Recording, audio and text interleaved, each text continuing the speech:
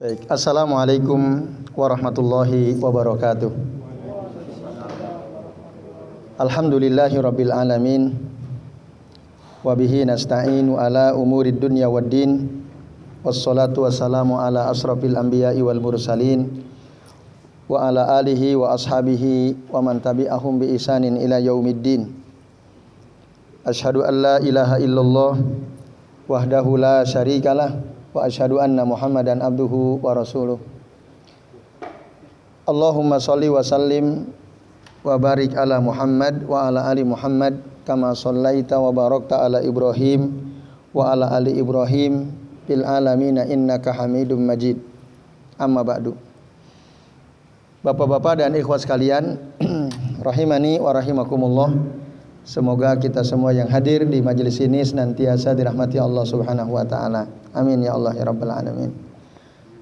Alhamdulillah pada malam ini kita bisa bertemu kembali untuk melanjutkan ngaji kitab Adabut Thalib ma'a Syaikhihi karya Sayyid bin Muqbil Ar-Rabi'i hafizahullahu taala. Dan kita pada kesempatan malam ini Bapak-bapak serta ikhwas sekalian akan membahas halaman 22 ya. Yaitu izin ya. Jadi di antara adab yang perlu diperhatikan oleh seorang thalib adalah meminta izin kepada syekhnya ketika akan mengambil ilmu darinya, ketika akan bertanya, dan ketika akan berpindah majelis ya, mencari ilmu di majelis yang lain di luar majelis syekhnya tersebut. Ini di antara adab yang perlu diperhatikannya. Jadi at-thalibu yasta'zinu shaykhahu fi akhdhil ilmi anhu. Seorang thalib meminta izin kepada syekhnya, kepada gurunya untuk mengambil ilmu darinya. Wa fi su'alihi, dan meminta izin ketika akan bertanya ya. Wa fil intiqali ila shaykhin akhar, ila shaykhin akhar, dan minta izin ketika akan pindah ke guru yang lain. Wa ghairi dzalik, dan yang selain dari itu. Jadi inti pembahasan pada bab ini adalah meminta izin ya. Meminta izin. Sayyid bin Muqbil Ar-Rabi'i beliau mengawali bab ini dengan mengutip surah Al-Kahfi ayat 66, yang ayat ini sudah juga disebutkan pada bab sebelumnya, tapi di stressingnya berbeda ya. Titik tekannya kalau dalam bab ini adalah soal izinnya, tentang kisah Nabi Musa dengan Nabi Khidir ya. Qala lahu Musa, berkatalah kepada Khidir Musa, hal attabi'uka ala an tu'allimani mimma 'ullimta rusyda. Berkatalah Musa kepada Khidir, apakah boleh aku mengikuti engkau? Nah ini izinnya ya. Apakah boleh, atau dalam bahasa lain, apakah engkau mengizinkan aku untuk mengikutimu? Ala an tu'allimani mimma 'ullimta rusyda, untuk mengajari aku dari apa-apa yang telah diajarkan Allah kepadamu ya, dari petunjuk itu. Nah, maknanya kata Sayyid ya, hal ta'zanu li fi an ata'allama minka amla. Itu arti dari ayat di atas. Terutama pada kata hal attabi'uka ala an tu'allimani itu. Maknahu, artinya hal apakah ta'zanuli, engkau mengizinkan untukku fi an ata'allama minka, untuk belajar darimu, am la atau tidak. Nah itu apa yang disimpulkan oleh penulis kitab ini ya. Jadi ayat di atas mengisyaratkan izin yang dilakukan oleh Nabi Musa kepada Nabi Khidir ketika mau belajar dari Nabi Khidir. Lalu Ibnu Katsir ketika menafsirkan ayat di atas, ya fi tafsirihi inda hadhil ayah, dalam menafsirkan ayat ini beliau mengatakan, ya, apa yang dilakukan oleh Musa kepada Khidir ini merupakan su'alu talattufin, pertanyaan yang lembut, ya, la ala wajhil ilzami wal ijbari, tidak dengan cara mengharuskan dan memaksa. Jadi nanyanya tidak mengharuskan dan tidak memaksa. Nah, ini kan kadang-kadang ada tolib nanya gurunya maksa, gitu, memaksa dan harus dijawab. Nah, ini tentu qalilul adab, ya. Jadi dengan pertanyaan yang lembut, lalu tidak mengharuskan dan tidak memaksa. Nah, ini penting, ya, untuk diperhatikan, ya, berdasarkan ayat di atas, kata Ibnu Katsir rahimahullah. Maka wahakadza, kata beliau, beginilah yang bagi ayyakuna su'alu al muta'allimi minal alimi.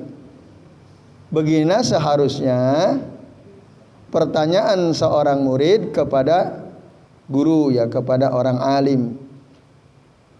Maksudnya beginilah itu tadi, bertanya dengan lemah lembut, tidak mengharuskan, tidak memaksa.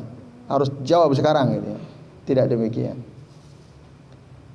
Nah, kalau enggak dijawab, saya nggak puas, gitu, ya. Nah, tidak seperti itu. Nah, itu adab dalam bertanya kepada syekh, ya. Lalu kemudian ada hadis dari Ubadah ibnu Samit, anna Rasulullah sallallahu alaihi wasallam kharaja, ya, zata yaumin ala rahilati, bahwasannya Rasulullah SAW beliau keluar suatu hari di atas tunggangannya, di atas untanya, rahilatih, tunggangannya, wa ashabuhu ma'ahu baina yadayhi, dan teman-teman beliau, nah, ada bersama beliau, di sekitar beliau, kanan kiri belakang, gitu, ya, ditemani oleh para sahabat. Lalu faqala Mu'adz bin Jabalin, berkatalah Mu'adz bin Jabal, ya Nabi Allah, wahai Nabi Allah, ata'zanuli, apakah engkau mengizinkan aku fi an ataqaddama, untuk maju ke depan, ilaika, mendekat kepadamu, ala tibati nafsin, ala tayyibati nafsin, itu maksudnya dengan ridho, gitu, dengan ridho, mengizinkan aku atau tidak ya Rasul, aku maju mendekat kepada engkau dan engkau ridho dengan itu. Lalu dijawab oleh Nabi, qala na'am, ya silakan. Mu'adz ingin mendekat ke Nabi, itu minta izin dulu sama Nabi, karena memang mau bertanya, ya. Nah, lalu akhirnya faktaroba Mu'adzun ilaihi pasaro jami'a, mendekatlah Mu'adz kepada Nabi SAW, lalu Mu'adz dan Nabi berjalan bersama-sama di atas untanya masing-masing, tentu saja. Nah, ketika jalan itulah Mu'adz bertanya, faqala Mu'adz, bi abi anta ya Rasulullah, atau bi abi wa ummi anta ya Rasulullah. Nah, bi abi anta wa ummi ya Rasul itu maksudnya bukan demi bapak ibuku, tapi engkau ya Rasulullah sebagai pengganti dari bapak dan ibuku, itu maksudnya. Istilah yang biasa diungkapkan oleh para sahabat untuk memuliakan Rasul. Biasanya mereka mengatakan bi abi wa ummi anta ya Rasulullah. Artinya engkau adalah sebagai pengganti daripada ayah dan ibuku duhai Rasulullah. As'alullaha an yaj'ala yaumana qabla yaumik. Aku memohon kepada Allah untuk menjadikan yaumana, ini maksudnya hari kematian kami, qabla yaumik, sebelum hari kematianmu. Jadi Mu'ad itu ingin kalau bisa meninggalnya sebelum Rasul. Gitu. Jangan sampai Rasul duluan, karena nanti kehilangan Rasul mungkin sedih sekali gitu ya, sebagaimana tentu sedihnya para sahabat dan bahkan Umar tidak menerima ketika mendengar wafatnya Rasulullah SAW.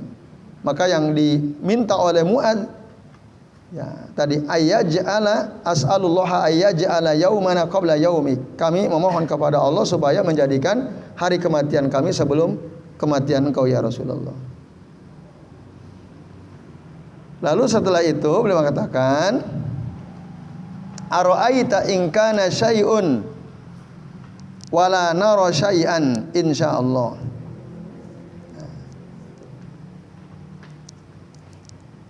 Bagaimana pendapatmu ya jika sesuatu ya wala nara syai'an insyaallah taala.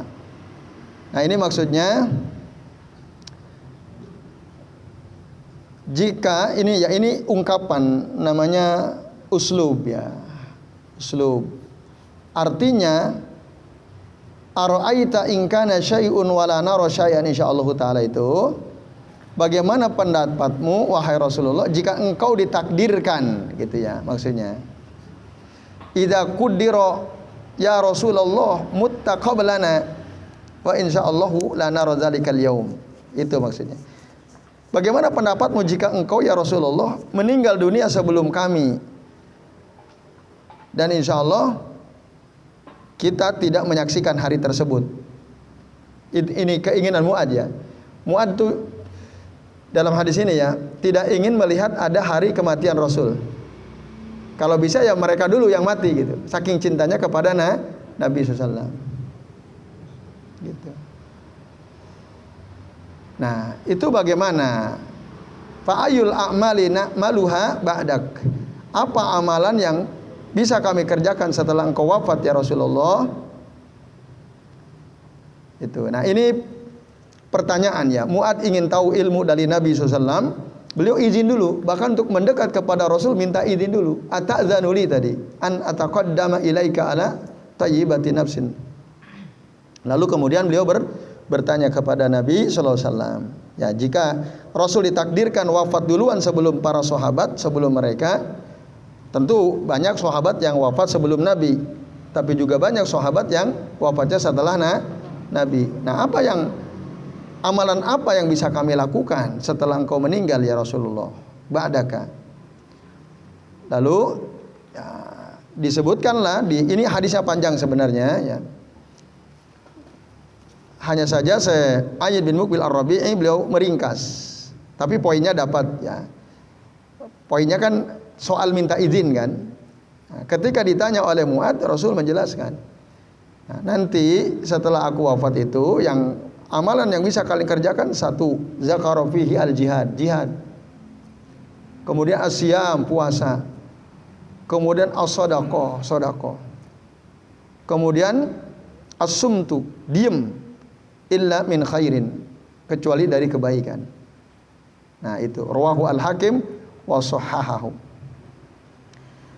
Jadi nanti intinya kalau kita baca keterangan dari para ulama, nanti ada suatu saat di mana diam itu menjadi amalan terbaik.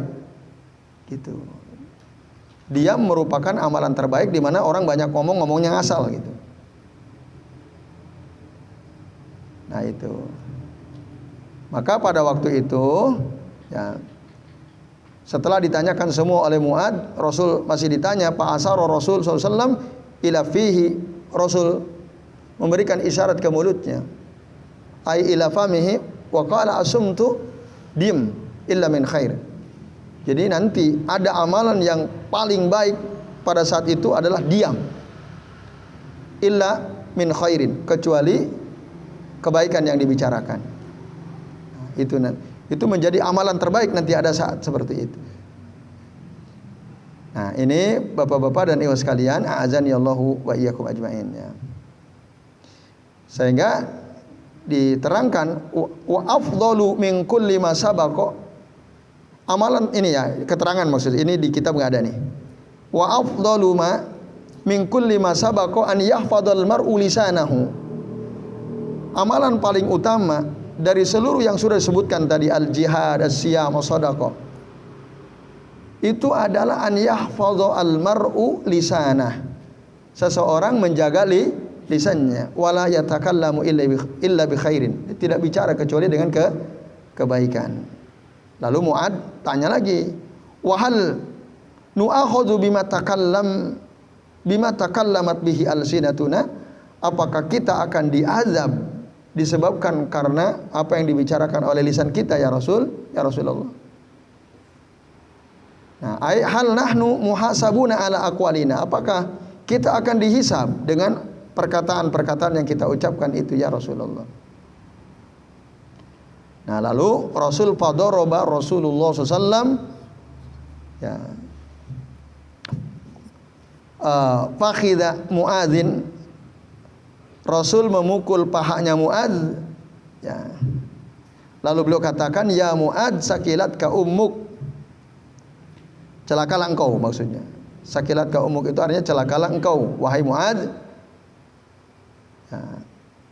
Wa hal yakubbu an-nasu ala manakhirihim fi jahannama illa ma nataqat bihi alsinatuhum.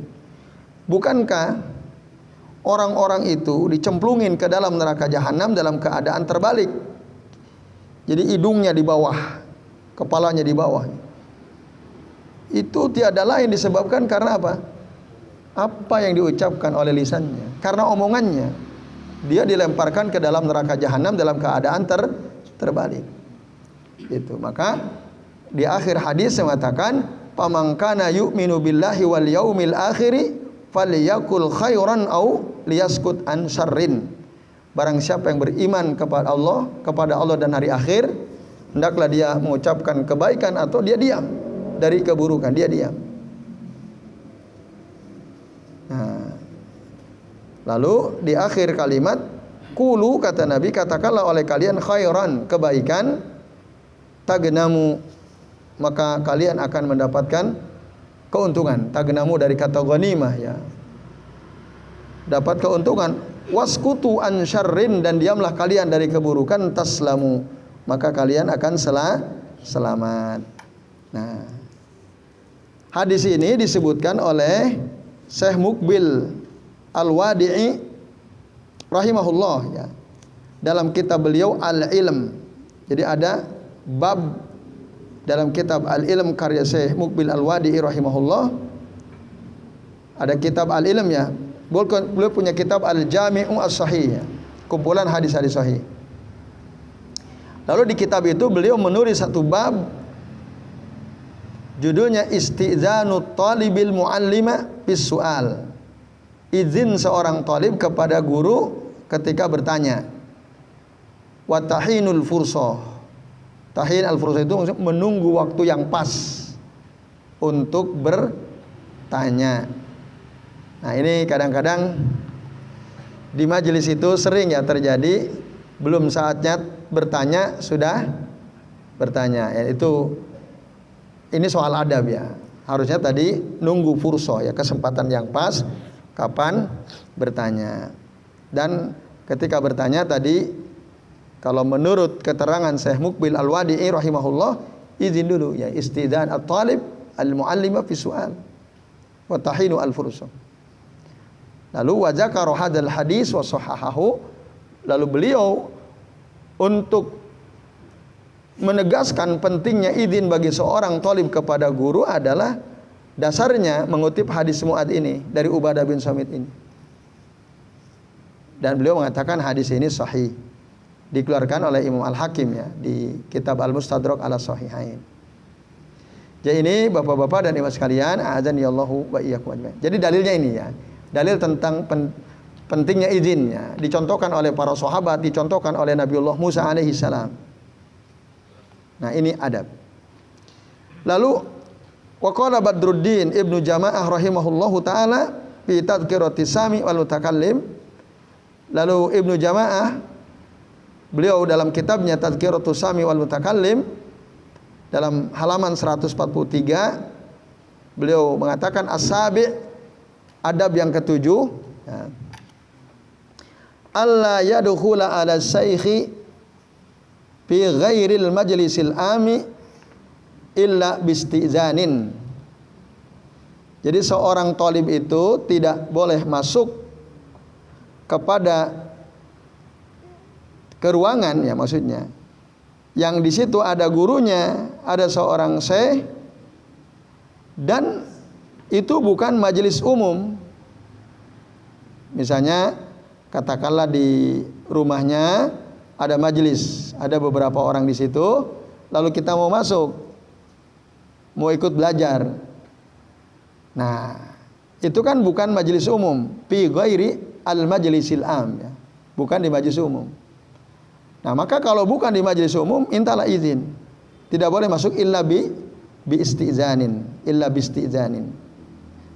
Nah, berarti mafhumnya yang kita bisa pahami dari pernyataan Ibnu Jama' ini, kalau ada majelis umum, kita datang mau duduk di majelis ilmunya, itu ndak izin, ndak ada masalah. Kalau umum ya, kan ada pengajian umum gitu ya. Tapi khusus, kalau khusus dengan izin, bistidzan. Nah, sawa'un kana as-saykhu wahdahu au kana ma'ahu ghairu. Sama saja apakah gurunya itu, syekhnya itu sedang sendirian, au kana ma'ahu ghairuhu, atau ada orang lain bersama beliau. Mungkin ada 2, 3, 4 orang gitu ya, atau bahkan ketika sendirian. Maka fa in ista'zana, kalau si murid tadi meminta izin,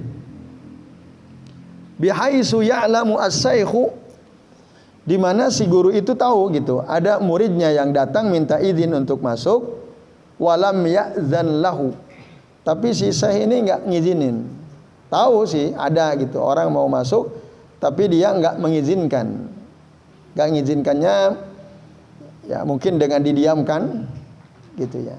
Tidak dipersilahkan. Apa yang harus dilakukan oleh kita sebagai murid? Maka insorof. Udah tinggalin.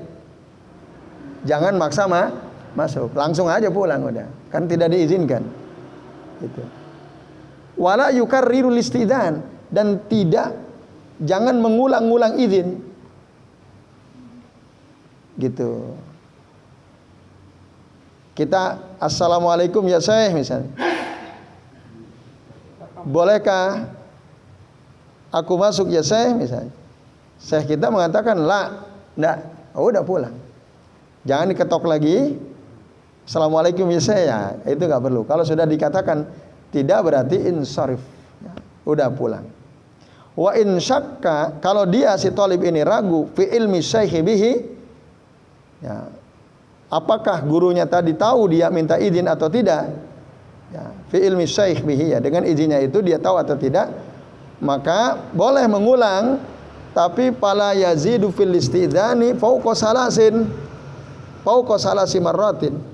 Tidak boleh menambah dalam izinnya itu lebih dari 3 kali. Au salasi turuqatin bil bab, atau 3 kali ketukan pintu. Tidak boleh lebih dari itu. Au hilqah. Hilqah itu ya, ini menerangkan 3 kali mengucapkan salam, minta izin, 3 kali ngetuk pintu gitu ya. Hilqah ini maksudnya itu ya, mengetuk lagi ya. Jadi baik itu bapak-bapak dan ikhwas sekalian ya, yang diterangkan oleh Ibnu Jamaah terkait dengan adab seorang thalib ketika dia mau masuk ketemu dengan syekhnya. Kemudian Bakar Abu Zaid ya, Syekh Bakar Abu Zaid rahimahullah taala, beliau berkata fi Hilyati Talibil Ilm, dalam kitab Hilyatu Talibul Ilm, Nah, wa idza badalakal lintiqalu ila syaihin akhari, apabila ya badalaka itu maksudnya engkau merasa akan al-intiqal, berpindah majelis, ila syaihin akhari, ke syekh atau guru yang lain. Misalnya katakanlah ngaji ke seorang syekh, ngaji satu kitab gitu ya. Katakanlah kitab misalnya Kasfus Syubuhat misalnya ya. Atau ya kitab Ushulus Sittah misalnya yang udah selesai. Terus mau ngaji kitab tentang fikih misalnya. Karena syekh ini beliau fokus dalam kajiannya selalu membahas kitab-kitab tentang akidah misalnya. Baru kita selaku muridnya merasa mau belajar kitab lain ke guru yang lain gitu. Nah, maka izinlah pastazinhu bidalik. Pastazinhu bidalik. Mintalah izin kepada guru kita itu bidzalika, dengan hal tersebut. Misalnya kita, wahai syekh, afwan, ana mau belajar kitab ini ke Ustadz Fulan atau ke Syekh Fulan. Nah gitu. Itu contohnya. Jadi mungkin ana enggak belajar di sini lagi Syekh, ana mau belajar ke Syekh Fulan, mau belajar kitab yang lain gitu misalnya. Nah, maka sampaikan, mintalah izin. Mungkin kita ribet banget sih mau belajar segala minta izin gitu ya. Nah, ini adab gitu. Ini soal adab. Ya enggak berdosa, tapi ini soal adab. Nah, kenapa? Fa innahu ad'a li hurmati. Karena ini akan ya menjaga kehormatan si syekh tadi ya. Dia enggak merasa diremehkan, disepelekan.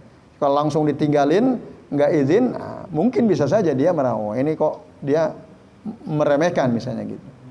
Nah, maka fa innahu ad'a li hurmatih wa amlaka li qalbihi fi mahabbatik, dan bisa menjaga hatinya untuk mencintaimu. Jadi guru kita hatinya jadi cinta sama kita. Nah, dan itu tentu akan berakibat guru kita akan mendoakan ya Rabb misalnya. Berkahilah ilmu si fulan ya Rabb. Nah, itu kan kebaikannya jadi bertumpuk-tumpuk tuh. Karena didoakan oleh guru kita minta izin kepada beliau, saya akan pindah ngaji kitab kepada syekh lain dan seterusnya. Nah, wal atfu alaik, dan lebih mendorong untuk lebih berkasih sayang kepada engkau ya, karena kamu minta izin tadi kepada syekh ketika akan berpindah majelis gitu ya. Nah, itu kata Syekh Bakar Abu Zaid rahimahullah dalam kitab Hilyatu Talibil Ilm. Sementara Syekh Ibnu Utsaimin rahimahullahu taala dalam kitab syarahnya di halaman 101 beliau mengatakan, menjelaskan apa yang dikatakan oleh Syekh Bakar di atas. Beliau mengatakan, idza badalaka an tantakila ila syaihin akhari ya. Apabila engkau merasa akan pindah kepada syekh yang lain, au an tata'allama min syaihin akhari, atau engkau akan belajar kepada syekh yang lain, ilman akhar, ilmu yang lain. Selama ini misalnya kita belajar ilmu tauhid kepada Syekh Fulan. Kita mau belajar ilmu tentang fikih misalnya, tentang tafsir misalnya, tentang adab misalnya, kepada ulama ke syekh yang lainnya, ilman akhar. Ghairal ladzi tata'allamu ala syaihi. Bukan ilmu yang engkau pelajari dari syekhmu itu, dari syekhmu itu tadi. Fa innahu minal adabi, maka sesungguhnya bagian daripada adab adalah apa? Antas ta'zina, kata Syekh Ibnu Utsaimin. Engkau minta izin kepada syekh. Lil faidatil lati zakaroha asy-Syaikh Bakar. Dari faidah yang disebutkan oleh Syekh Bakar di atas. Itu maksudnya minta izin maksudnya. Ya. Lalu kenapa demikian? Nah, beliau mengulang apa yang dikatakan oleh Syekh Bakar sebenarnya, li'annahu ad'a li hurmatih wa amlaka li qalbihi wa mahabbatik wal ataf alaik. Sama seperti atas ya. Itu akan lebih menjaga kehormatan Syekh, lebih ya menjaga hatinya untuk mencintai engkau, lebih mendorong untuk ya berkasih sayang kepadamu. Summa innahu qad ya'lamu anis syekh alladzi turidu an ta'adhhaba ilaihi. Kemudian ya, innahu sesungguhnya si syekh itu qad ya'lamu. Ya, kadang dia tahu anis syekh alladzi turidu an ta'adhhab ilaihi, tentang guru yang engkau ingin pergi kepadanya, ingin belajar di majelisnya. Katakan kita selama ini belajar kepada Syekh A, Syekh Fulan gitu ya. Lalu kita merasa, wah saya harus pindah majelis ini, karena ini saya sudah belajar kitab ini di majelis ini, saya ingin belajar kitab lain kepada Syekh lain. Nah, bisa jadi si Syekh yang tadi kita belajar kepadanya itu dia tahu keadaan Syekh yang kita ingin belajar kepada dia. Ma la ta'lamuhu anta. Sesuatu yang kita mungkin nggak tahu keadaan si Syekh itu. Paham ya maksudnya? Syekh kita, Syekh yang kita belajar berguru kepadanya, bisa jadi dia tahu kita akan belajar ke Syekh B misalnya. Nah, bisa jadi si A ini, Syekh A ini, dia tahu keadaan Syekh B. Nah itu sesuatu yang kita tidak tahu dari beliau, dari Syekh B itu. Nah, maka dengan demikian akhirnya apa? Payun sihaka, beliau akan, guru kita akan menasihati kita. Apa nasihatnya? Oh iya, bagus antum belajar kepada beliau. Atau bisa jadi, oh jangan, ini hati-hati antum kalau belajar ke dia. Kan bisa jadi, dia akan nasihati kita. Kenapa? Memang dia retorikanya bagus, kalau ngomong pinter, tapi dia kacau dalam akidah misalnya. Nah kan sisanya Syekh kita mungkin lebih tahu daripada kita kan. Hati-hati antum jangan belajar sama dia. Mungkin itu, atau rekomendasi, oh iya bagus sekali antum belajar sama beliau. Ada dua kemungkinan. Nah, maka dinasihati. Kenapa? Li'anna kasiron minasyabab as-sigor, karena kebanyakan anak muda, as-sigor di sini maksudnya yang ilmunya masih sedikit tapi semangat gitu. Qad yaktarun bi uslubi ahadin minan nas wa bayanihi wa fasohati. Kadang-kadang mereka tertipu dengan uslub, cara ya seseorang menyampaikan, wa bayanihi dan penjelasannya, wa fasohati dan dari kefasihannya. Ada misalnya orang yang dianggap alim, bagus gitu ya, cara menyampaikannya bagus, cara penjelasannya fase sekali beliau. Tapi ternyata kita tertipu gitu. Fayadunnuna dzalika ar-rajul azim. Jadi mereka para pemuda yang ilmunya masih sedikit itu menyangka bahwa si fulan itu ini adalah orang yang agung. Wah dia fasih sekali kalau ngomong, wah cerdas luar biasa, hafal luar biasa. Mantap lah pokoknya. Tidak diragukan lagi. Nah, dia ini orang agung ini. Padahal saya ngerti, oh antum hati-hati itu. Dia bermasalah tuh dalam masalah akidah misalnya. Nah kan itu nanti manfaatnya kalau kita izin ya. Lakinnahu ala khata. Akan tetapi ternyata orang yang dianggap agung tadi ternyata dia salah gitu. Berada dalam kesalahan. Ya entah terkait manhajnya, akidahnya gitu ya. Dan seterusnya. Oleh karena itu pasti idzanu as-syekh lahu fawaid. Izinnya si syekh untuk dia si talib ini memiliki beberapa faidah, beberapa manfaat. Minha maqalahu Syekh Bakar. Di antaranya apa yang dikatakan oleh Syekh Bakar. Wa minha, dan di antaranya ma asarna lahul an. Apa yang kami akan tunjukkan sekarang, kata Syekh Ibnu Al-Utsaimin ya. Nah, jadi Syekh Ibnu Al-Utsaimin beliau menjelaskan lagi gitu ya. Lalu kata Syekh Ayyid bin Muqbil Ar-Rabi'i, hafizul ta'ala beliau katakan qultu aku katakan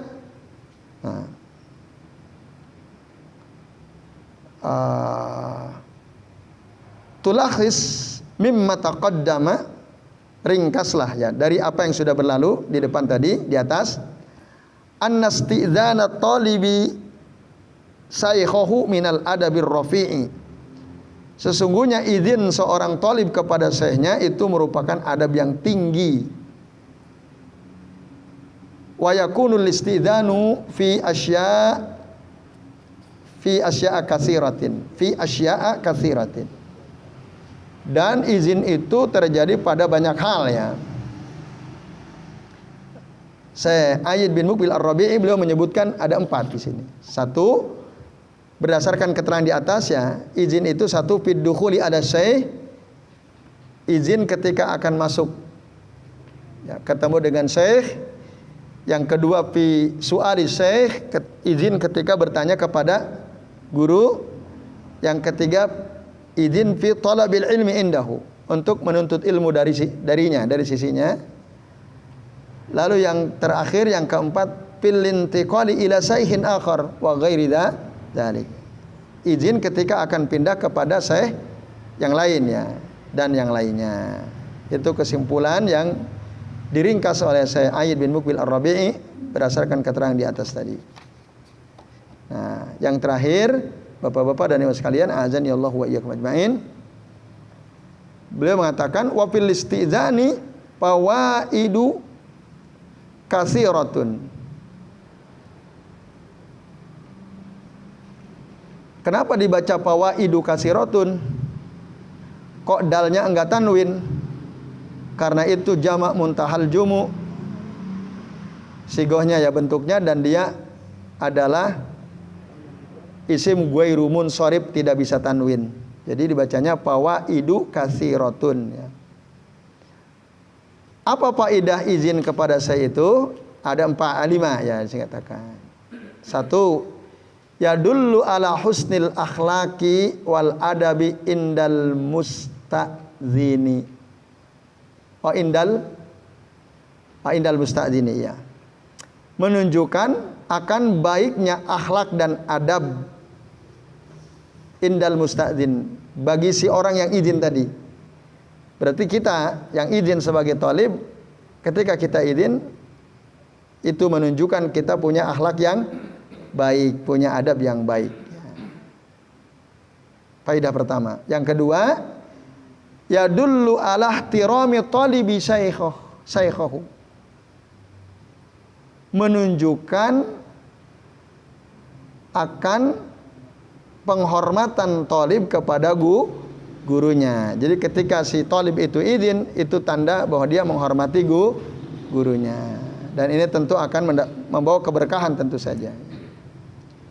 Yang ketiga, yajlibu lit-talibi mahabbatas syekh. Si talib akan mendapatkan kecintaan dari si syekh, dari gurunya. Tentu seorang guru ketika ada talibnya izin, saya mau belajar kitab ini kepada Syekh fulan. Oh ya silakan. Nah itu tentu si guru itu akan mencintai, wah ini baik sekali nih si talib ini. Nah gitu kira-kira. Yang keempat, faedah izin kepada saya itu apa? Yuhadziruka syaikhu min ahlil bidah. Si saya akan mengingatkan kamu dari ahlul bid'ah. Tadi misalnya, oh jangan kepada Syekh fulan. Wah itu ahlul bid'ah itu. Nah kan, kalau memang dia min ahlul bid'ah ya, kita akan diingatkan. Wa tahzibat wal inhirafat, atau orang tersebut tahzibat itu fanatik ya terhadap kelompoknya, terhadap ormasnya misalnya. Oh jangan, dia fanatik terhadap ormasnya, jadi tidak merdeka gitu ya misalnya. Wal inhirafat, penyimpangan. Oh jangan, Syekh fulan itu menyimpang, banyak penyimpangannya. Nah itu akan diingatkan kita kalau kita izin. Idza ista'dzanta fi dhahabi ilaihim, kalau kita minta izin kepada syekh kita pada saat kita akan pergi ke syekh baru kita itu yang tadi kita berniat untuk belajar kepadanya. li akhzil ilmi anhum, untuk mengambil ilmu dari mereka. Kita diingatkan dulu. Akhirnya kan kalau diingatkan kita tahu, oh berarti jangan, bahaya. Nanti malah saya ikut bid'ahnya, saya ikut penyimpangannya. Yang terakhir, Bapak-bapak dan Ibu sekalian, ya, yang kelima, al-khamis. Kalau faedah kita minta izin kepada siapa? Ya dulluka asy-syaikhu ala man huwa ahlun li akhdil ilmi anhu. Saya akan menunjukimu kepada orang yang memang dia ahli, ya, untuk diambil ilmu darinya. Artinya dia memang punya kemampuan untuk kita mengambil ilmu darinya. Likaunihi a'lamu, karena syekh kita dia lebih ngerti, wa atqa, lebih hati-hati, ya, mimman aradta wasta'zanta fi dhahabi ilaih, daripada orang yang engkau ingin menuju kepadanya atau engkau meminta izin untuk pergi kepada dia. Nah, itu. Jadi syekh kita yang pertama bisa jadi dia lebih tahu dan lebih hati-hati atau lebih bertakwa daripada orang yang akan kita datangi dan kita pergi kepadanya. Nah, ini Bapak-bapak dan Ibu sekalian, ya, 5 faedah penting dari izin, ya. Kalau kita izin kepada syekh kita saat kita akan bertanya atau akan berpindah belajar ke majelis yang lain dan seterusnya. Hadhihi ba'du fawaidil istidani minasy-syaikh. Inilah dia sebagian di antara manfaat atau faedah izin kepada atau dari guru dari syekh. Wa hunaka ghairuha minal fawaidi katsirun, dan di sana masih banyak faidah-faidah lain, ya, selain yang disebutkan di atas tadi. Nah, ini Bapak-bapak dan Ibu sekalian, ya, kalimat terakhir di bab tentang di antara adab seorang thalib adalah izin kepada syekhnya. Mudah-mudahan bisa dipahami, ya. Insya Allah dipahami, ya. Insya Allah. Baik, ini sudah jam 10:09. Sebelum diakhiri, barangkali ada pertanyaan Bapak-bapak dan Ibu sekalian, kami persilahkan kalau ada pertanyaan. Ya, silakan Pak Haryo. Perbedaan akhlak dan adab itu bagaimana? Baik, perbedaan akhlak dan adab itu bagaimana? Akhlak itu bisa baik, bisa buruk. Ada al-akhlak al-hasanah, ada al-akhlak as-sayyi'ah. Tapi kalau adab itu pasti baik. Gitu, itu bedanya. Dulu Mas Anin pernah nanyakan kayaknya, ya. Jadi maka ada adab dengan tetangga, adab kepada orang tua, adab kepada Allah, adab belajar, adab di majelis, adab makan, adab minum, kan hal-hal yang baik. Kalau adab itu pasti berkaitan dengan yang baik-baik. Kalau akhlak itu, adab itu ada akhlak yang baik. ya, adab itu bagian daripada akhlak yang baik, betul sekali. Ya. Nah, akhlak itu ada yang muktasibah, ya, yang bisa dipelajari, ada yang memang bawaan akhlak itu. Kalau adab memang ya dipelajari, kita tahu bagaimana adab di majelis ilmu. Nah, kalau kita pelajari kan, kita tahu adab dengan orang tua, adab dengan tetangga, adab dengan teman dan seterusnya. Kita pelajari. Akhlak itu ada yang memang muktasibah dipelajari, tapi ada yang bawaan. Jabaliyah gitu, ya. Nah, ada akhlak-akhlak buruk yang memang sudah ada pada diri kita. Misalnya apa?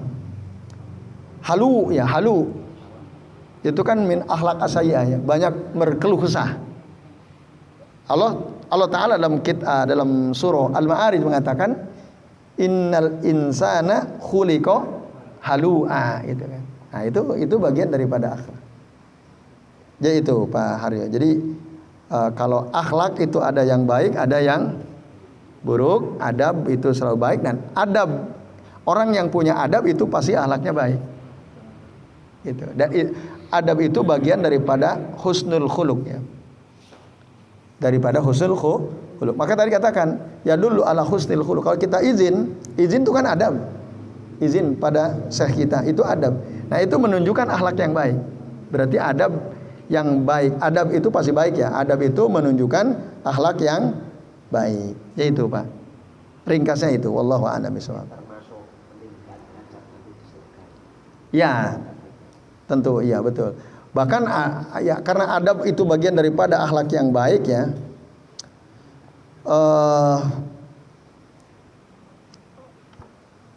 Kan ada tuh hadis yang disampaikan oleh Nabi. Seorang wanita itu nanti di sorga dia akan kembali kepada suami terakhirnya. Seorang wanita di sorga akan kembali kepada suami terakhir.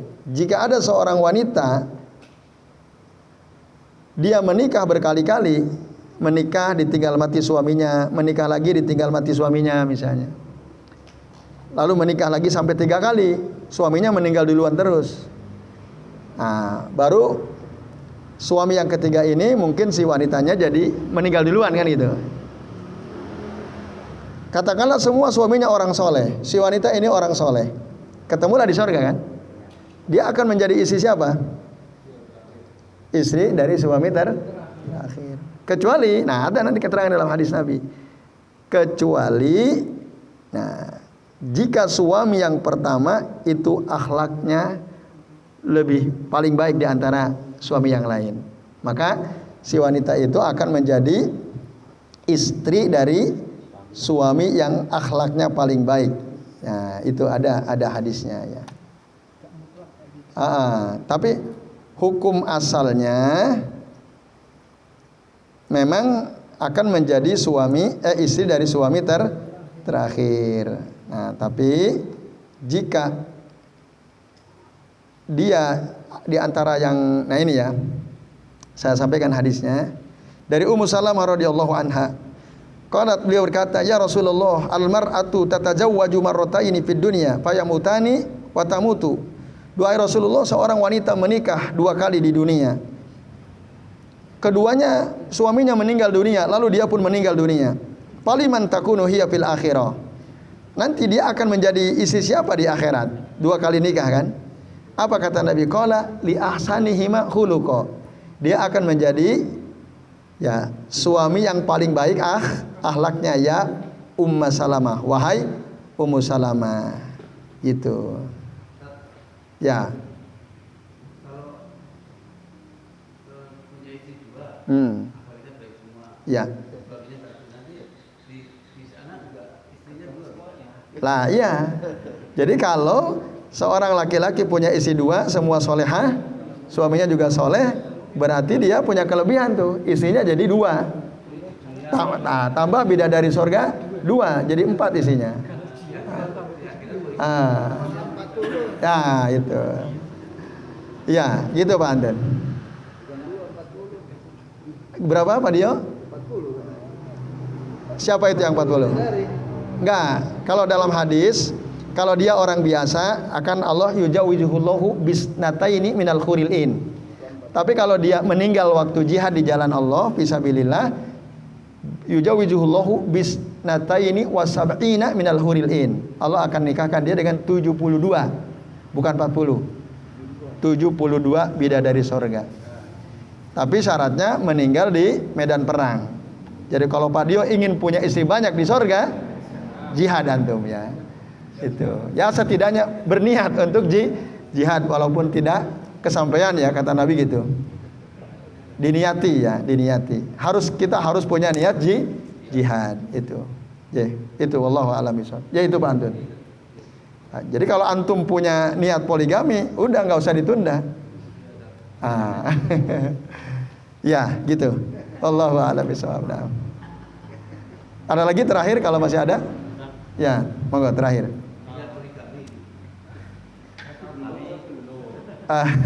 Nikah aja belum katanya. Ya. Di yang bermedia Ustaz. Pakai video misalnya Ustaz. Nah itu intinya kata Bapak itu Ustaz sudah saya beli buku dari kita sih dari saya. Udah? Ya, usia beliau. Di atas antum. Dia menasihati antum. Iya, itu. Nah, tapi setelah beberapa hari kemudian ini Ustaz, video Ustaz mereka Mm-mm. yang membolehkan YouTube dan sebagainya Ustaz. Ya. Itu Ustaz barusan ketemu Ustaz tadi di atas videonya. Nah itu apakah ada seperti itu dibenarkan Ustaz? Ada Bapak itu. Masih tahu kalau Ustaz mereka pun juga pakai YouTube kan membolehkan. Oh, antum menasihati dia berarti kan? Iya, tapi permasalahan. Ya, tentu boleh, sangat boleh. Kan ad-dinu an-nasiha. Ad-dinu an-nasiha. An-nasihatu li a'immatihim wa ammatihim. Nasihat untuk ya, lillahi wa li kitabihi wa li rasulihi wa li a'immatil muslimin wa ammatihim. Nah, itu bagian daripada antum berarti menasihati sesama kaum muslimin. Kalau antum melarang saya berguru mengambil ilmu dari Ustadz Fulan, pada Ustadz Fulan ini suka bermedia misalnya, lah Ustadz antum saja, guru antum yang sering antum bangga-banggakan saja membolehkan. Nah, itu bagian daripada nasihat. Maafi, muskilah, ini ada masalah. La haraj.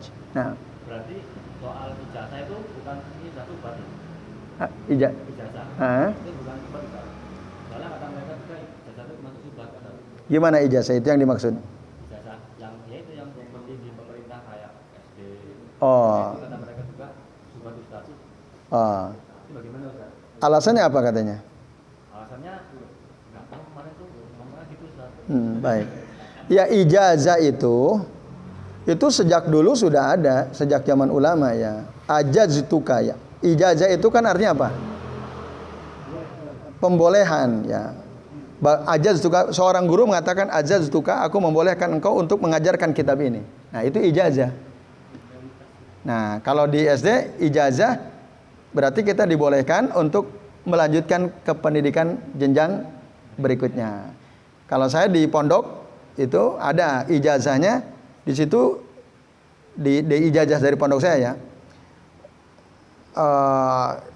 Thalib ini namanya Fulan, kami ya berikan ijazah untuk mengajar. Nah, itu.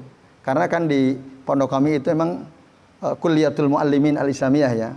Jadi tempat kuliahnya calon guru ya, calon guru-guru Islam. Maka ijazahnya itu bunyinya bukan untuk melanjutkan ke jenjang berikutnya, tapi ijazahnya itu untuk mengajar. Itu. Berarti lembaga memberikan ijazah kepada alumninya untuk mengajar. Karena ilmu-ilmu sudah diajarkan dan saatnya mengajarkan ilmu itu kepada yang lain. Itu. Nah, kalau di kita ijazah untuk kerja ya. Jadi maaf nggak ada masalah ijazah itu. Kalau ya. Nah, itu lain lagi itu ya. Ya, jadi ijazah itu memang penting gitu. Nah, cuma gini kan kalau kita itu banyak kiai atau habaib gitu ya, memberikan ijazah suatu amalan. Ya, kan sering tuh kita di medsos lihat, ini amalan ini diijazahi oleh kiai fulan, oleh habib fulan kan gitu. Nah, sementara Rasulullah SAW tidak pernah mengajarkan amalan tersebut. Nah, jadi saya pernah gitu, ada orang, nih aku dikasih ijazah sama kiai fulan untuk mengamalkan amalan ini, zikir ini gitu. Kamu mau enggak, kata dia. Nah, saya bilang itu ada dasarnya enggak? Ya, yang penting aku dapat amalan ini berdasarkan ijazah dari guruku gitu. Nah, lalu dia tunjukin. Nah, saya cari, nggak ada itu, hadisnya nggak ada gitu. Lalu saya sampaikan, saya lebih baik mengamalkan amalan yang diijazahi oleh Nabi SAW. Nah, berarti seluruh ilmu yang diajarkan beliau, kira-kira Nabi membolehkan nggak kita untuk mengamalkan dan untuk menyampaikannya? Oh, jelas boleh gitu kan. Balighu anni walau ayah. Itu ijazah Rasul, itu ijazah am itu ya, ijazah umum. Rasul mengijazahi, membolehkan umatnya untuk menyampaikan semua apa yang disampaikan oleh beliau. Nah, itu lebih mantap daripada ijazah dari seseorang ya, yang dia mengajarkan sesuatu amalan yang tidak berdasarkan sunnah Rasul SAW. Jadi itu Mas Anin. Wallahu a'lam bishawab. Jadi baik Bapak-bapak dan ikhwas sekalian, kita cukupkan ya sampai di sini. Terima kasih atas perhatiannya.